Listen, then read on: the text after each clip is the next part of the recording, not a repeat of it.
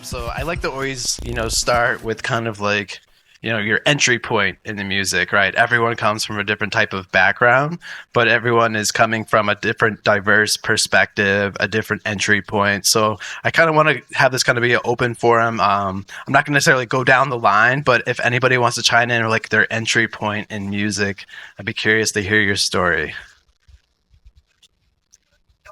Yeah. I'll go. And the eyes go. Yeah, let's go. All right. So, so picture this. So there I am. I'm about 14 years young.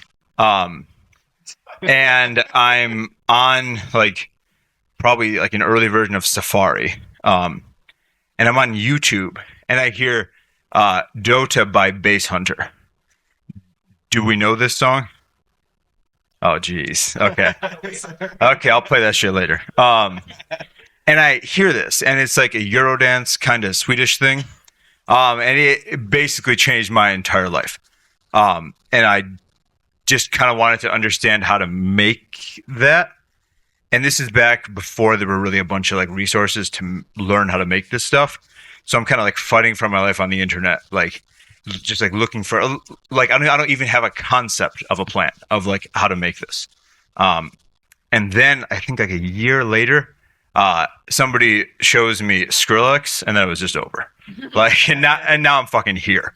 Like that kind of just set me down this path of like how to like it went from like a hobby to like a little bit more than a hobby to I don't want to be in college anymore to just trying to figure out how to do this full time, basically. And it all kind of just stemmed from being like so inspired by just kind of random things that fell my way. Yeah, definitely like YouTube for me back in the day, like just early music discovery of just having some more downtime, like I think that algorithm and that creator platform just in general has created a variety of opportunities for people entering music. What about you, Squid? You've done a lot of things, but I would love to hear like a lot of people are kind of curious, like how do you start? So my grandfather, my great grandfather, he was a drummer. I forgot what band he was in, but I think it was a song called Fried Green Tomatoes, something like that. He was a drummer in that. But I just kind of come from a musical background. My great grandmother was really cool with the Temptations and stuff. So I just kind of always grew up around it. Now, I'm not going to lie. I was in middle school. I think my first beat was trying to recreate Moneymaker by Ludacris. And ever since then, I kind of like been in and out of music. But like the last 2 years, I've been trying to do a little bit more. But I'm more of like a collaborator because I really bad ADHD. So like if I can't make it, I quit. So like it's easier for me to collab with people that like are really good with like everything, and I kind of like put my like 2 cents in, or like I might do the drums or something like that. But I really like teamwork. I like really working with others that are really, they just have a good ear. So I know that wasn't the question, but that's kind of where I started. Absolutely. What about Layan? Yeah. I started at the age of 4 with piano, so I'm classically piano trained, and then I grew up most of my life in Beirut, Lebanon, so on the other side of the world, and then I got into choral music, really like that, and then I started going into like the Beirut underground electronic nightlife. And that's where it started. And if you haven't heard it, I highly recommend Beirut Boiler Rooms. Yeah, yeah. And now I'm here. I do grad school on the side whenever I have time. And that's really, and now I really focus on bringing those underground electronic sounds here. And yeah, that's where I am now. That's awesome. And we're technically underground too, being in this space, but I think something Damn. Squid kind of mentioned is just kind of this collaboration over competition that is very natural in this city. Like Michiganders, Detroiters get it. Like you are working with everyone here to kind of build each other up, and I think all of you in some capacity have done like some type of community approach to your curation or your events or your artistry. So you want to maybe speak on that and how that's kind of helped you with, like your marketing efforts and kind of building the community in the city? Yeah, I feel like when I moved back here 2 years ago, it's like it didn't really feel like I knew where to go, like to meet people. I think in a lot of other cities, there's a little bit more of like a central kind of scene that exists. And I don't know if it's like geographically here what kind of the issue is, but I knew so many artists living in like a bunch of different places, and none of them knew each other basically. And I was like, this is crazy. Um, and for a while, I kind of just let it happen and kind of just like figured people would meet each other because like how could they not? And then I didn't really experience that at all. And so I started this silly little meetup, and just told people, hey, come and we'll like figure it out. And again, I have made so much music with so many people that have come to these, and I have seen so many people make music with others from these that like to me that's like sort of the base of any healthy scene. I think is people like genuinely working together and like wanting to, like rather than kind of trying to just like grow their own like personal clout or like brand in the scene. I think the actual enjoyment of working with each other is probably the best part of any scene. So Yeah, like don't see it, build it. You know, that entrepreneur sense that is very heavy here in the city. You know, I think Squid, you've had an incredible year just in terms of partnerships, even outside of the music industry, and I think that's super interesting. You mind like maybe talking or having some points, you know, of like where you kind of found that where you're like, you know, I'm creating my own art, you know, I have my own DJ, I have my own artist kind of persona going on, but I'm also taking this community approach by using what's already the infrastructure in the city. Honestly, you just can't do it alone. I hate to put it like that, but like when I was working with an artist, his name was Sam Austins, and he came up in Assemble Sound. I don't know if you guys ever heard of Assemble. Yeah, shout out to Assemble. But like that was the first piece of community that I saw, because there would be like 10 artists in different rooms, and they would bounce back from each room and just work on stuff.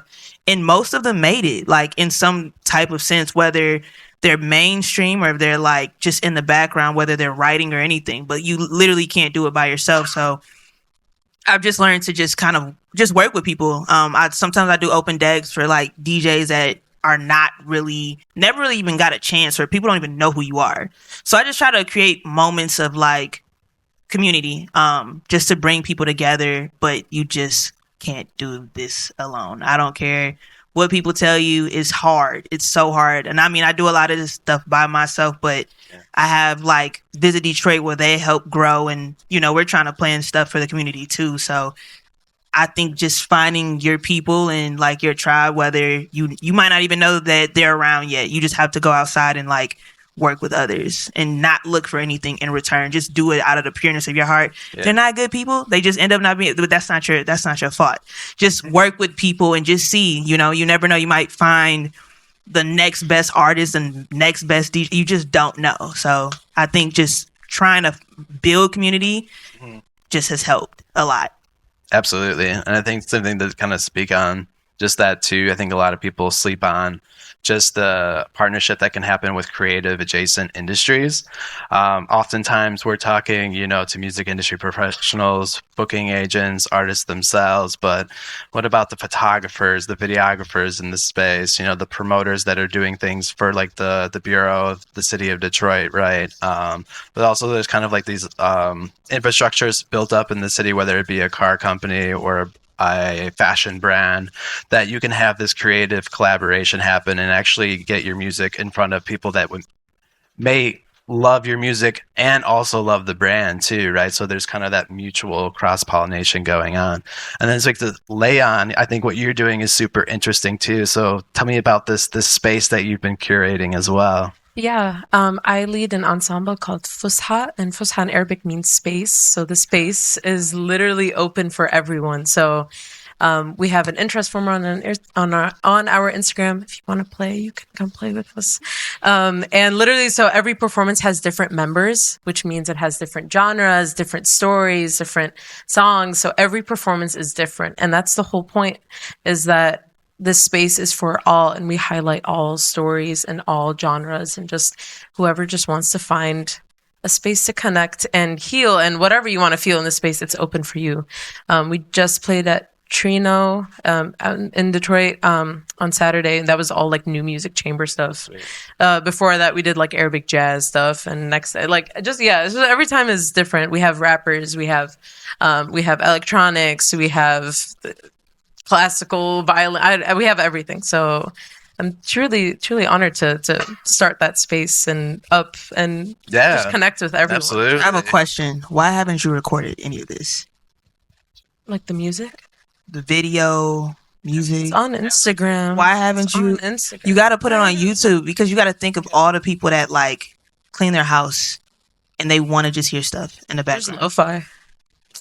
Like, There's lo-fi for that. I Right. get it, but like, no. Think about Yeah. people that listen to like. I mean, I listen to DJs all the time that I've never heard of, Right. and like, I think that's a cool thing. I think you should record it.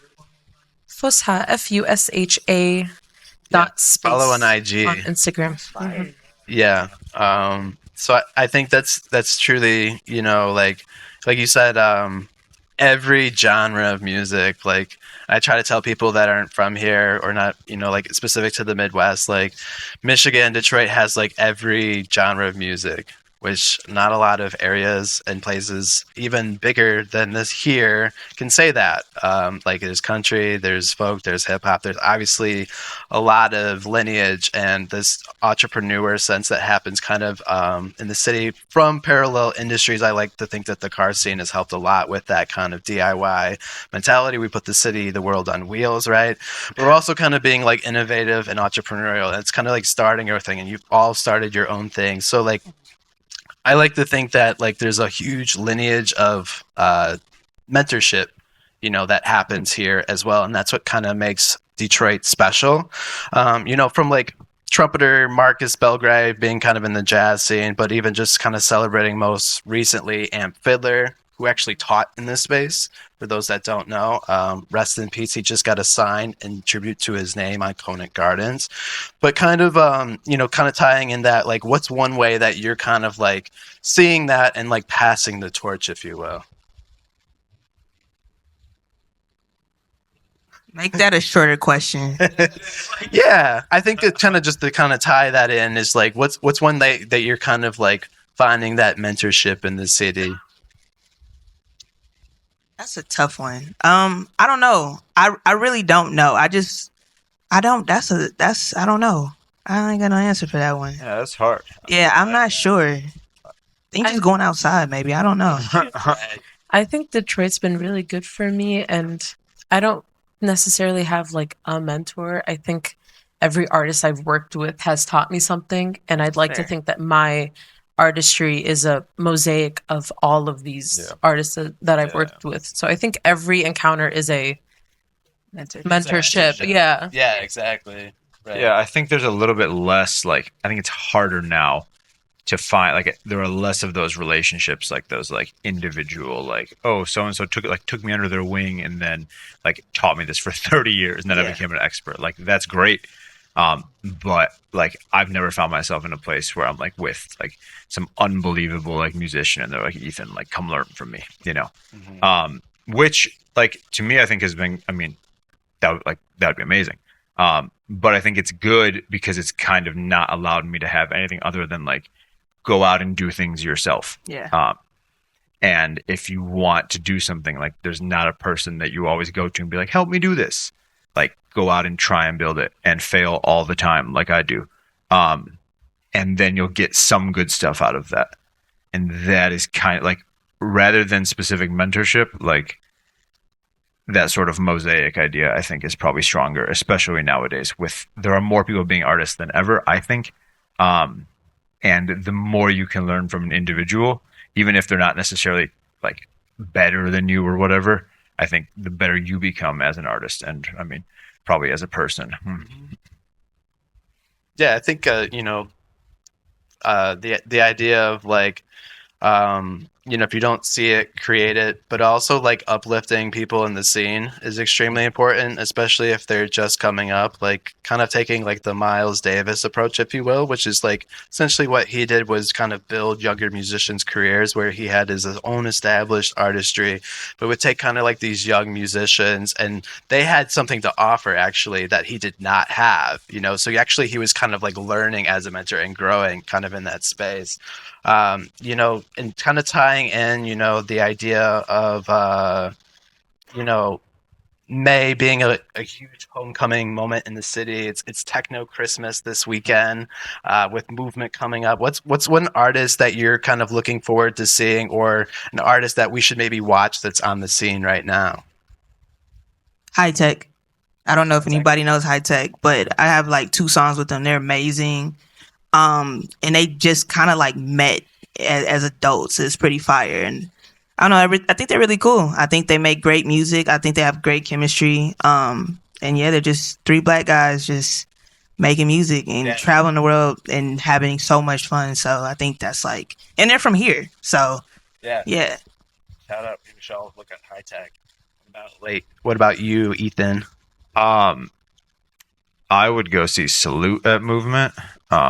You're welcome for that. I would see High, HAAI, an amazing DJ. And I would see, who did I want to mention that I can't remember right now? Sammy Vergi plays, but we all know that. Sweet.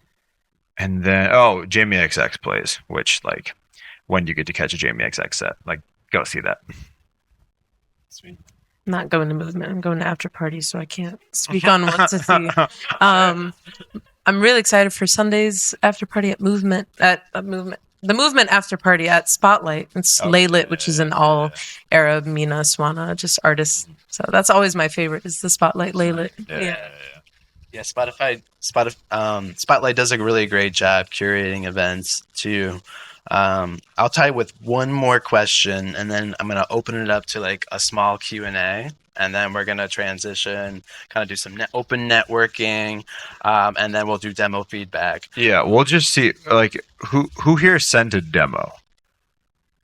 Okay, cool. Okay, I got like 15 or 16, and half those people didn't show up, which is insane. But we'll just kind of play for anybody that's here, 'cause I'm not playing somebody's music and then they're not here. Like, I don't care. Stupid. Yeah. So we'll do that. And then we'll just kind of figure out what we want to do. We can leave, we can network, we can just hang out and be friends. I don't really care, but I'm glad you're all here. Right. Cool. So my last question, often not spoken on music industry panels. It's all about marketing, streaming, A&R, new tech. But May is Mental Health Awareness Month, right? And kind of given the business of this business being 365, hustle culture, you have to be constantly going, right? Your unpredictable schedule. It's not like a 9-to-5 job, right? It's hard to stay balanced, right? But like, what's kind of one way that you keep balance, and work on your mental health, and that's kind of like, this is kind of maybe a vulnerable question, so this is a safe space too as well. Anybody doing well? Ain't got no choice. I'm gonna tell you. I mean, for me, I pray a lot. I put God first. That has been like the most thing that has saved me. Music, and I play video games. Like that's the only escape I got. I mean, some anime, but outside of that, like, I just make sure that I take care of myself mentally. I take vitamins, and that helps a lot too. Believe it or not, we getting old now. I think everybody in here come probably like 30 plus, maybe. No, damn, y'all babies. I would hope y'all almost 30, maybe. Not even close. And drinking water, but no, yeah. I'm boring. I hate water. Yeah. No, seriously, drink your water. I'm so serious. You have to drink your water, but also taking breaks. Like, I won't lie. I had to take a break from DJing just like recently because I got really bad anxiety. Like, just having brain farts. I ain't gonna lie. Once I hit 30, I was like, ooh. So I had to like take a break and understand that like, oh, it's not like you suck. It's just like you not organized or like you burnt out right now. So just not ignoring that, that's how people get sick and all that stuff. So just like take breaks when needed. That's like the biggest thing for me. I mean, like my life is chaos. But I think spending like trying not to do stuff creatively that I don't care about, that has been really important for me because I love to spread myself thin because I'm so interested in so many things. And so I kind of do things that only enthuse me now. And I'm still, I mean, I'm super, super busy, but at least I care about what I'm doing. And that kind of helps rather than like kind of chasing what the most successful sort of artist project would be. Things like that, I think are like, some people are literally built for that. I am not. And so even if I'm stressed out about stuff, it's like, I love what I'm stressed out about, which is kind of a weird thing. So at least I can like pull myself back and come back to something I love rather than like pulling myself back from something I hate and having to go back and finish that. So also I got a job at a coffee shop that is really, really nice. And it's kind of like, it's weird to have my work kind of be a break from that stuff. It's fine. It's fine. Honestly, I work at Birmingham. It's fine. It's fine. Yeah, come through. I'll give you the employee discount. You're good. I'll give you all a discount if you come through. I really don't know the answer to how I take care of myself because I'm still figuring it out. I think something that helps me stay grounded and connected to what I do is remembering why I do it. I think it's easy to forget that. And sometimes we all need a break, and that's fine. But sometimes we can't afford to take a break.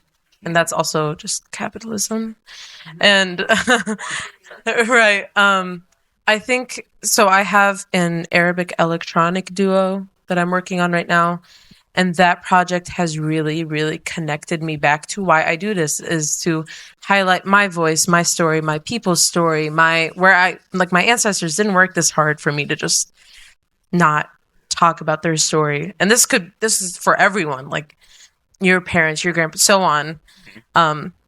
There's a reason why you're here today. Maybe you don't know it. I don't know it. But through music, you can tell your story. And this is my story. And I want to tell it, even if it's hard to say. Or, some people don't want you to say it. You should say it anyway. You should do it. So I think really remembering why you do it and the story and the message you want to convey is super important. Art is not just there for shits and giggles. What do you want to convey in your art? And how does your voice fit within the community? It's so important. Now more than ever, we need each other. And so if you're not using your art and your voice and privilege in your community, then what are you doing? Yeah, far better together than we are alone, for sure. Thank you all for sharing. On that question, one thing that I want to plug that there are actually two really great organizations that focus on mental health in the music industry. One is local to here. They're called Passenger Recovery, and they're in Hamtramck on Kniff, right across from Planet Ant. So if you're not familiar with that organization, it was started by this guy named Chris Tate, former of the band Electric Six, but kind of the same purpose of just having that safe space and that third place for musicians to not only have a place to decompress, but also continually work on themselves. Another organization that's doing really great work is called Backline. If you're not familiar with Backline, that's a nationwide resource, and they provide not only community resources, but they also have mental health resources that are funded and free to take advantage of, because sometimes healthcare is not accessible, and I know it's not accessible, but there are organizations that are trying to help that and help that kind of, if you're on the road or you're struggling, that there are resources and you're not alone. So I want to do the open air questions. If anybody in the audience has questions for the panelists, maybe we take like 2 or 3 questions and then kind of do a little breakout. I'll raise your hand. Alejandro. Has the panel collabed yet? The three of I you? just met them today. I just met everybody today. I forgot their names. Literally don't remember. Yeah, they all met each other. I was like, all of these people seem really dope, and they need to, connect. And they spoke on a panel. Anybody else got a question? I'll hand the mic. Oh, using a mic is crazy. Can you speak to how it feels nowadays? I feel like you have to fight for every single one of your fans. You have to fight for in the micro versus you used to have all these abilities and trends and tools to reach the macro. Now it feels like even to get people events, you really have to reach out to that singular person. I think it's like really hard to get people to care right now. Like people, and I mean, I'll go and complain about social media, whatever. But like people see so many things that they like a little bit, right? And they scroll through it and watch it for 7 seconds. They're like, oh, I liked that. But getting that person to come to an event like this or something, I think is like so difficult. Getting them to come to a show, same thing. Getting them to like play a song longer than 30 seconds so it counts as a stream on Spotify. Like all of that, I think is harder now because it's like, I mean, I feel it. I'm almost 30 years old and I'm still distracted by literally everything on the internet. Like, so I think gaining hardcore and like devoted fans, I think is very, very difficult now. But I think the trade-off is that there's a larger, like, there's an audience for literally everything right now, which is the nice part, right? It's just getting those people to care that takes repetitive hard work. I think it can be done, but I think it's difficult. I really feel like people can tell when it's effort. Like consistency, a rollout. People like if you have a good song or if you whether you're an artist or you're a producer, I feel like at least for me, I care to see people care about their work. And if you are pushing it, I mean, like, there's no reason why someone should drop a project in 2 weeks, you never post it again. Right. So for me to care, I have to see you try. And I know that sounds like I'm being an asshole, but like, it's no different from someone being like, yo, teach me how to DJ. Well, did you buy a board? Like, did you do the steps instead of me trying to like, here you go, So I think like a proper rollout, and I know stuff costs, but you find somebody that cares about your shit, like, a friend that is like actually supportive, or whether it's family that is gonna like support you. All you need is like literally one person to literally just care and push you. But that consistency of like effort of a rollout and just believing in yourself, like you can't expect anybody else to believe in you if you're not pushing yourself. You can tell when it's like not authentic. You can tell when it's not authentic. We can all tell for sure. Yeah. So like, yeah, I think I would give anybody that advice of like putting your heart into it, because like I can tell. Yeah, if there's one person in a room full of 100 people and one person really connected, I think that's all you really need. That's it. And as a performer, it's important to give rather than just take the whole time. It's okay to give, and maybe you don't feel it in that moment, but there's going to be a show where you just feel the love back that you gave out. Like I was at a show last night and the player just kept taking the energy from the crowd, and you can feel it by the end of the night. Everyone's just like out of it. So it's important to just give and just make a mistake, and it's okay. No one's going to remember. Do you remember a story on Instagram you saw yesterday? Name one. I bet you can't. No one's going to remember. So just fuck up. It's okay. It's everyone's first time going through life. Yeah. So it's okay. Just make a mistake.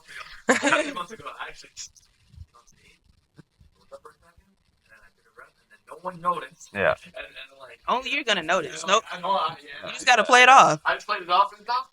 Yeah.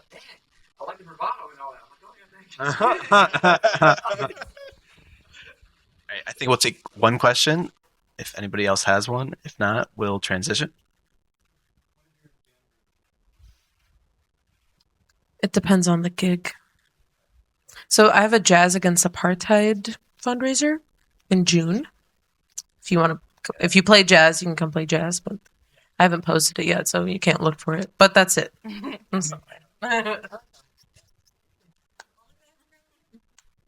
FUSHA.space.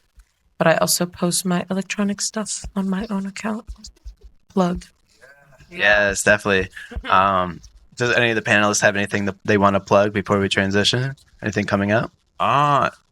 No, come to the next dog, guys. Like June Da? I mean, I don't know. Like this is like just enough people for it to be worth it, I think. When it gets really, really big, it is a blast. I won't lie. And it's like, if you want it to be good, like, you have to be a part of being there, right? Like, we can only throw so good of an event if nobody shows up. Like, it's like, as lame as it sounds, like, it is you guys that make it what it is, right? And so come to the next one. I'll probably be on a Wednesday. You guys don't have plans. I know that. I don't. I'm kidding. You guys are great. But yeah, I mean, come if you want. But I think it is really, really beneficial. To, like, I can speak from my own experience of how many songs I've made, how many people I've met just from doing this. So I think every single person can get the same thing out of it, I think. Thanks for having us, Chris. Absolutely. All right. Appreciate you. Give a round of applause for the panelists. Thank you. All right. I'm going to hand the mic. He already has a mic to Ethan. But I think we'll maybe take like 2 or 3 minutes. If everyone wants to, come up, have a conversation. Then we'll get started with that feedback session.